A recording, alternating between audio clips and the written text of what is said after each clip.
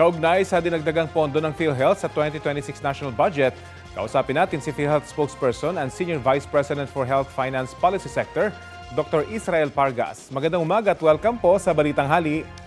Magandang umaga, Rafi, and magandang umaga sa lahat ng ating tagapanood at taga-subaybay. Opo, ano pong reaction nyo sa 16.5 billion peso increase sa budget po ng PhilHealth para sa 2026?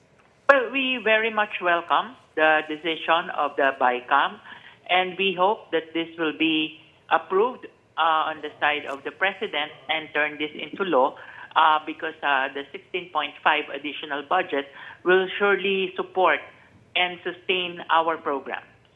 Kasama po ba rito yung gagawing alokasyon, yung makakaasa yung PhilHealth members ng mas komprehensibo at mas mataas na benefit packages? Yes, Rafi.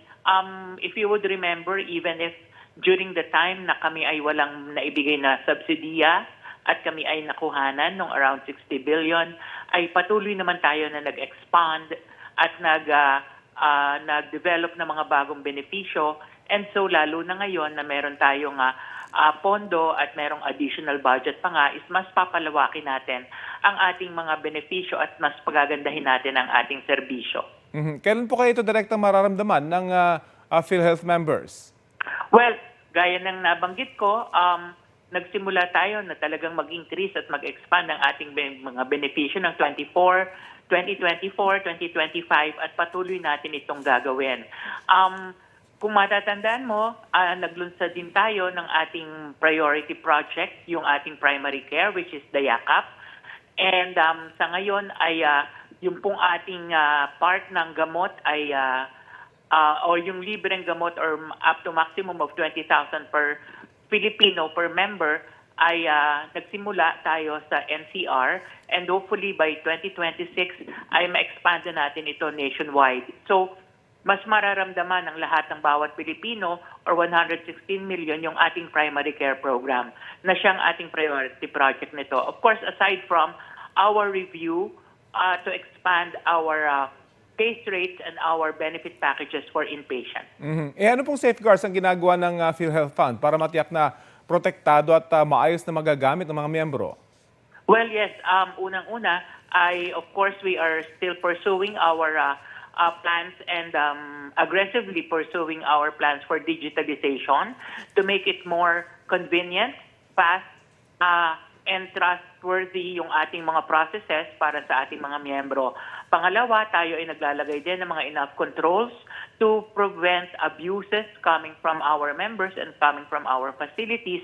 Kung kaya tayo ay naglalagay din ng mga task force on fraud and task force on monitoring to make sure na naipapatupad natin ng maayos yung ating mga programa. May timeline po ba tayo dito sa digitalization?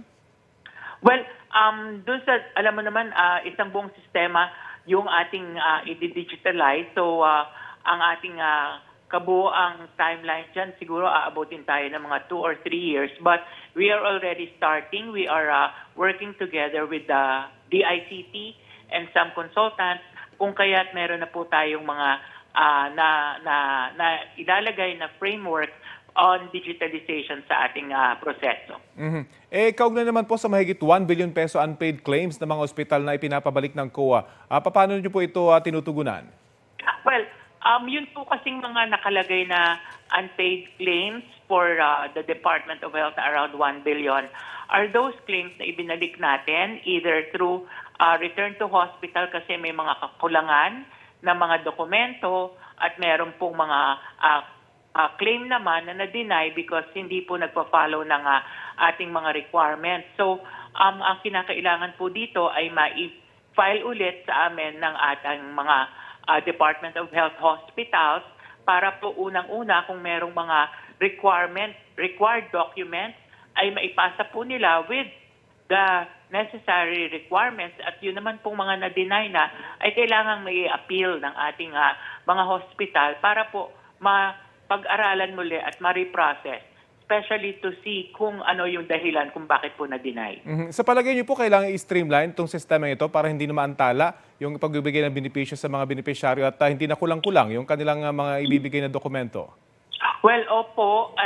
Although sa ngayon naman, lahat naman po ng ating necessary requirements especially for a claim or for an illness, ay nakasulat as a polisiya through our circulars. So siguro po ang kinakailangan natin ngayon ay talagang matutukan ang information campaign, information dissemination, ang regular meeting with the staff of the hospital or dun sa mga gumagawa ng claim para maiwasan po ang pagsasubmit nila ng hindi kompleto or hindi tamang claim.